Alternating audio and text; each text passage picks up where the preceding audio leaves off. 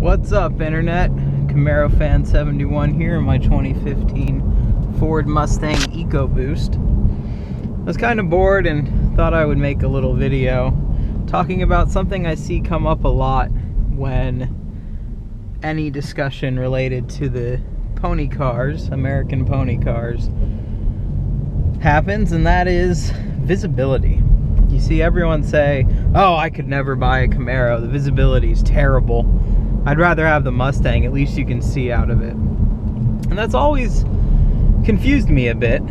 I've driven a few Camaros, I've driven a few 2015 and earlier, the 5th gen Camaros.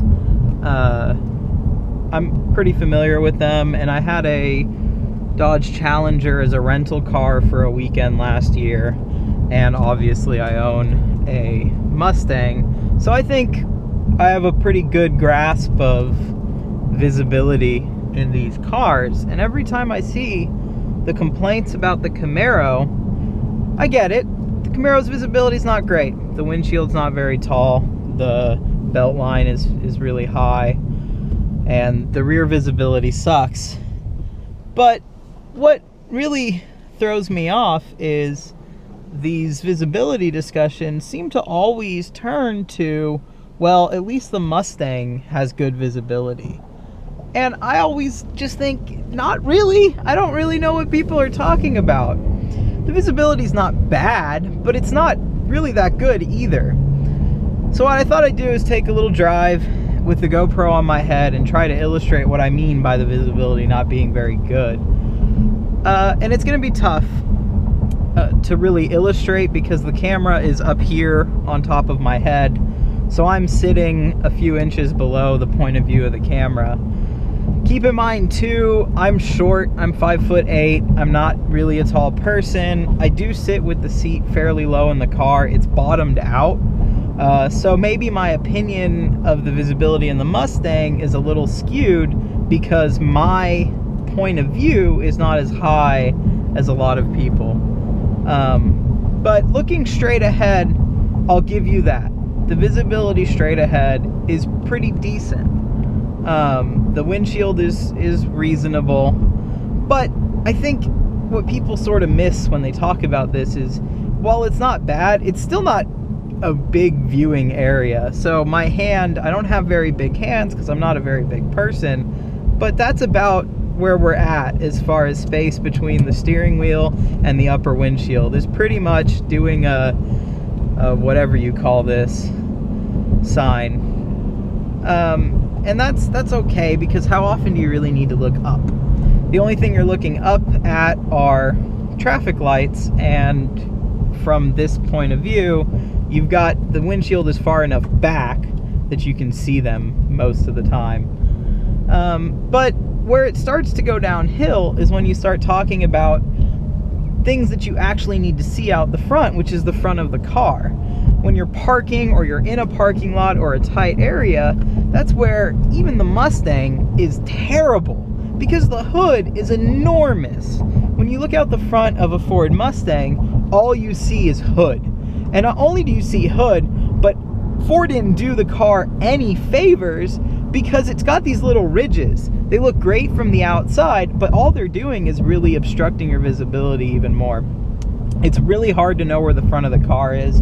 I often find myself when I'm parking and I'm up against a curb or a parking stone, whatever you call those, I end up a lot of the time being further back than I thought I was because I'm really worried about hitting the curb, and I can't really tell where the hood ends in the front. I have a pretty good sense of where the wheels are thanks to autocross, but that forward area is hard to define. The worst is when you're trying to figure out where the front right corner of the bumper is. You're looking out really far across a hood with a ridge in the way of the edge of the hood, and it's just awful. It's awful. And that's not to say that it's any worse than the Camaro or Challenger, but it's not really any better, and that's ultimately my issue when people bring it up. When you start looking out the corners, that's where things really start to go downhill for the Mustang. And again, I don't think it's worse than the competition, but it's just not as good as people seem to say. So right now I'm coming up, I'm going to be making a left turn, and this is an angled road. When I look out the side, I can't see anything. There's nothing to see. So I have to lean forward and hope and pray that there's nobody there. When you're just looking out to the side, out to the right, excuse me, it's just bad. Part of the problem is the mirror on this car is big. I don't know if it's bigger than other cars I've been in. For some reason it feels bigger to me. Part of that is this is the auto dimming mirror, so the mirror housing is quite hefty. It's really thick. And as you look out towards the mirror, your actual viewing opening is a lot smaller than you'd think. And so again, my hand, I don't have very big hands, but that's how far the steering wheel is from the mirror. It's just this far. It's not a big opening. And when you look over this way, you get a little distracted by this big mirror. All the way over to the A-pillar, you're not normally looking out that way, but on this side with the A-pillar, there's nothing to see. You've got the A-pillar comes very far back, and the mirror itself, I feel like, and maybe I'm a little off, but I feel like the mirrors on this car are further back than you would normally expect. So the mirror itself is quite large, and it's blocking a good portion of this corner. You've got that thick landing for the mirror and the arm on the mirror, and so when you're looking this way, you don't really see anything. The visibility is awful. Another thing to note about this car that's maybe not visibility related but kind of ties in, the rake on the windshield and the low roof line out this side window, when you're short, becomes a bit of a problem. I have to move the seat fairly far forward to comfortably use the clutch because I'm not a tall person. I don't have very long legs. What that means is when my arm is up on the window, or when, say, I'm going through a drive-through and getting a drink, my hand is up where the windshield breaks back. So if I'm getting a drink through a drive-through, I have to kind of tilt it and angle it to get it into the car because it's too big to fit through this little opening. So again, not really a visibility thing, but it just kind of goes to show that the greenhouse area that people talk about so much on the Mustang and other muscle cars, pony cars, whatever you want to call them, it's really not that good. Looking out the back, when you talk about your over-the-shoulder visibility, back here, that little window doesn't do anything. The C-pillar on the Mustang, I will give Ford credit. I think it's smaller than either of the two competitors. But again, you're still not really, you can't really see anything that way. One nice thing about being short is when I look over my left shoulder, I'm actually looking through the window on the door, and that's pretty good visibility, but there's a big blind spot. Part of the thing with the blind spots, though, that I think is okay, people complain about the blind spots. My car happens to be spec'd with the 201A package, I think it is. So I've got the premium package, which has blind spot monitoring. It is fantastic. It's such a simple system, but it makes driving the car so much easier and so much more comfortable. I really don't have to freak out about my blind spots. I never am that concerned about my blind spots because when I look in the mirror to check and see if I'm good to go, if that little orange light is lit up, I know, okay, somebody's there, and I make sure that the light turns off before I change lanes. Finally, from a visibility standpoint, when you're talking about looking out the back of the car, the Mustang's okay. And I think that's maybe one of the strengths and maybe part of why people say it's got really good visibility. The deck lid is fairly low. The mirror is the perfect size to see out the back. And the car has a really good backup camera when it's equipped with the premium package. It's got a really big picture. It fills the whole screen.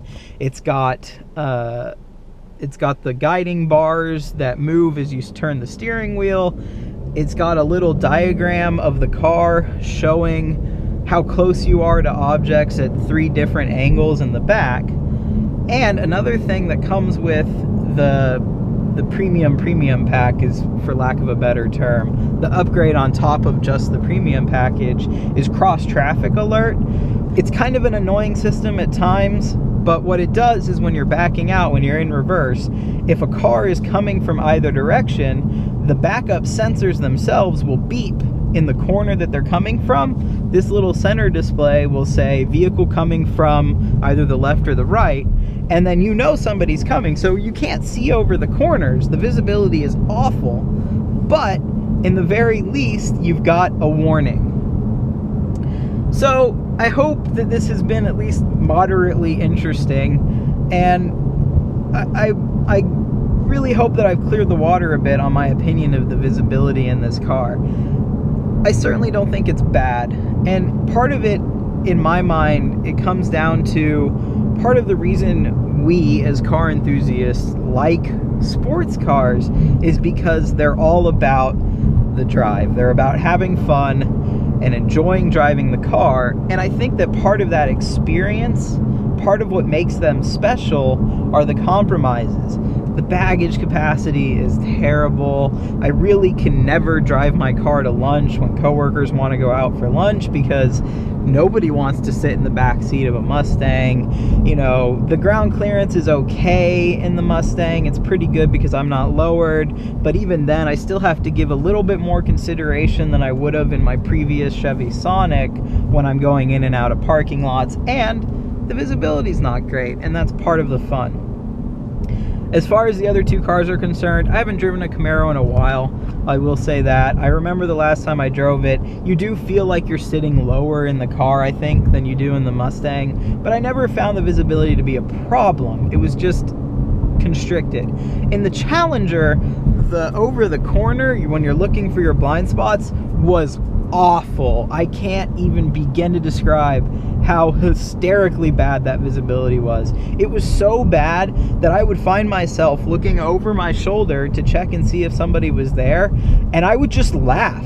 I would just find myself laughing at how bad the visibility was because I couldn't see anything. Why was I even bothering to check? Just get out of my way and I'll go over there. But even the Mustang suffers from those problems. So if you're looking to buy one of these pony cars, buy whichever one you like. Don't bash them because of the visibility. You just have to accept that it's gonna be bad in all of them. And even the Mustang, which may look from the outside like it's got a really big greenhouse area, it's pretty constricted and it's pretty hard to see out of. I hope you've enjoyed it.